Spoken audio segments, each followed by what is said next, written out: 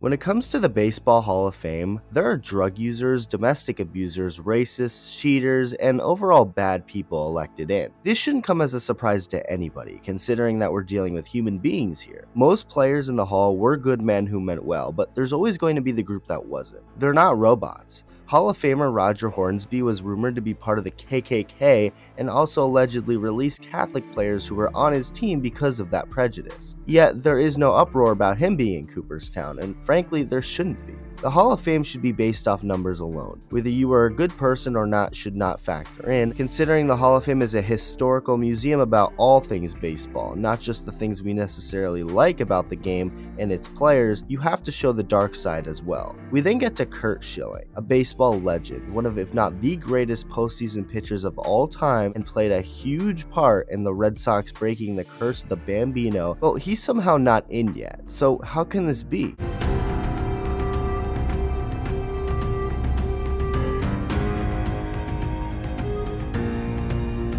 Curt Schilling was a second-round draft pick by the Red Sox in 1988, and despite pitching really well in his first 21 games, Schilling was traded to the Baltimore Orioles. He'd go on to pitch a few major league innings between 1988 and 1989 before pitching his way to a 2.54 ERA in 46 innings before getting traded in January of 1991 to the Houston Astros, getting dealt yet again just over a year later, this time to the Phillies. And this is where Curt's career truly began. Up until this point in his major league career, Schilling never really proved himself and didn't get too many opportunities to do so. But in 1992, Curt Schilling's first year in Philadelphia, that all changed, as he threw 226 and a third innings with a 2.35 ERA. From this moment on, Curt Schilling was an innings eater, and he was damn good. The next season, Curt threw even more innings at 235 and a third, and although his ERA raised to a tad over 4, he was still reliable on the mound, especially when October rolled around. During the 1993 Phillies postseason run, he threw 31 and a third innings, pitching to a 2.59 ERA while punching out 28, winning the NLCS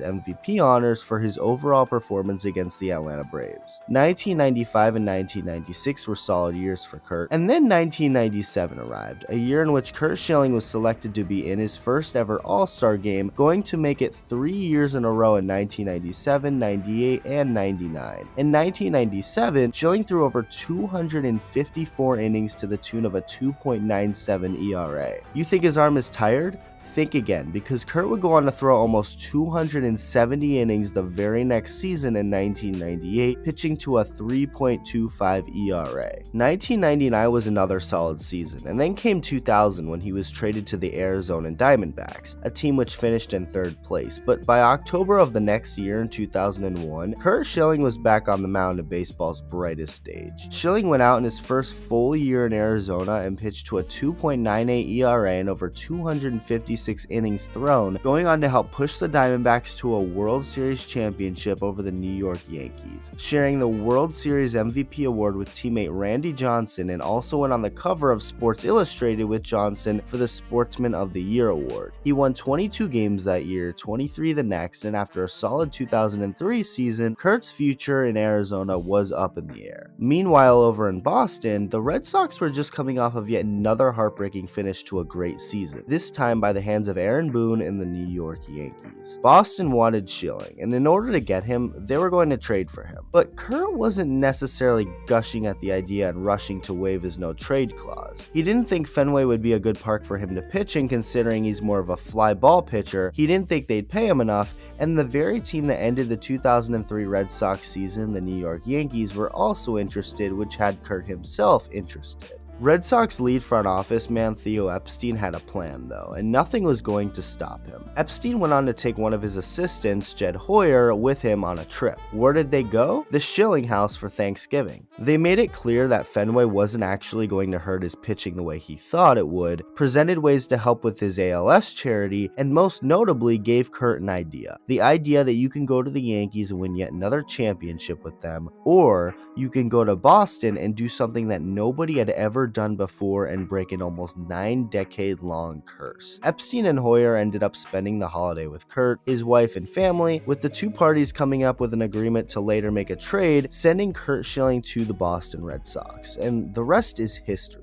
Schilling became an all-star again in 2004, pitching to a 3.26 ERA in over 225 innings thrown, striking out over 200 hitters and winning 21 games. The postseason rolled around, so did Schilling's ankle, yet he worked his magic anyway, throwing 22 and 2/3 innings with a 3.57 ERA, with his most notable performance coming in Game 6 of the ALCS in New York, also known as the Bloody Sock Game, where he went 7 strong innings, giving up only 1 run on 4 hits and striking out 4 hitters, all while his ankle was bleeding to the point where he couldn't use it to his full potential and put pressure on it. The Red Sox won the World Series for the first time since 1918, and this further cemented a sure Hall of Fame career for Curt Schilling. After a down year in 2005, Curt went back to his typical ways in 2006 and then 2007 when he played a part in the Red Sox second championship in 4 seasons. After an injury kept him from pitching in 2008, Schilling officially announced his retirement. Seems all fine and peaceful, right? He's an incredible pitcher with a great postseason resume. Why wouldn't he make the Hall of Fame? Well, this is where the drama begins. It all stems from the fact that Curt Schilling has conservative views. In 2004, he actually campaigned for George W. Bush while the Red Sox ownership campaigned for the Democratic side and John Kerry, and even went on to say he wanted to run for Kerry's seat in the U.S. Senate as a Republican. In January of 2007,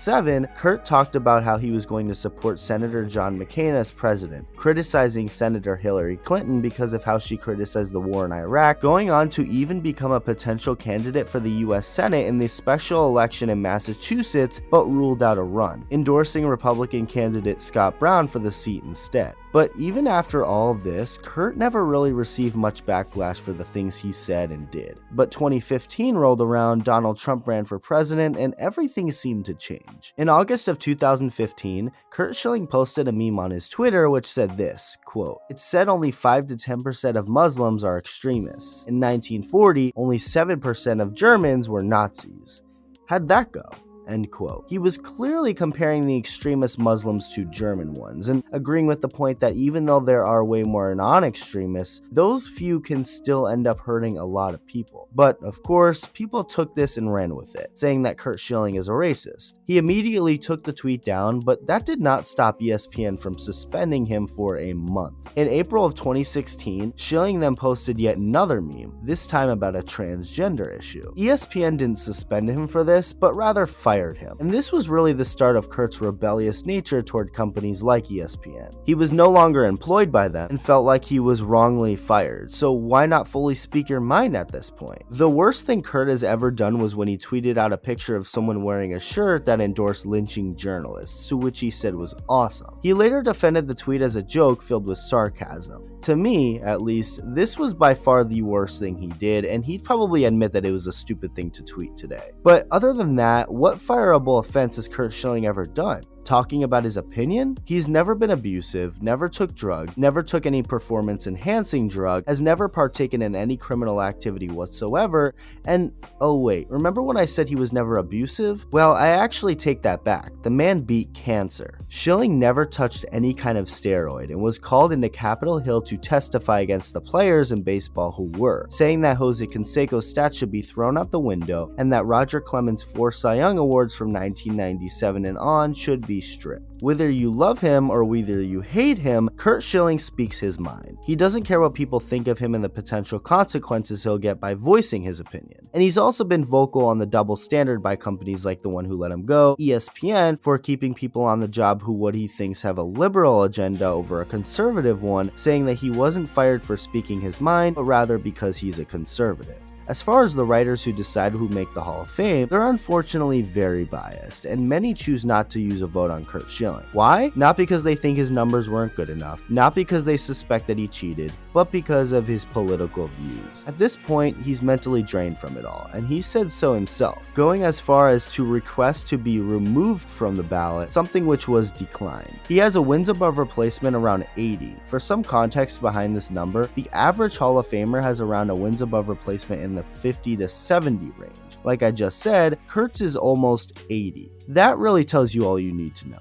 As for who he is off the field, Curt Schilling is a cancer survivor, someone who's raised more than $5 million toward the fight against ALS, went and helped families after the disaster of Hurricane Harvey, is a great family man, father, and husband, a good teammate, yet because he speaks his mind, he deserves to lose votes for the Hall of Fame? Whether you support what Curt has to say politically or not, that isn't nearly a good enough reason to keep him out of baseball's greatest honor. It's been heavily documented, like I said to start off this video, that Roger Hornsby, despite his amazing numbers, was an awful person and even part of the KKK. And that's only one example of the drug users, domestic abusers, racists, cheaters, and overall bad people elected into the Hall. But as for Curt Schilling, with all the good things he's done, should him speaking his mind really keep him out? Let me know what you think, and thank you for watching.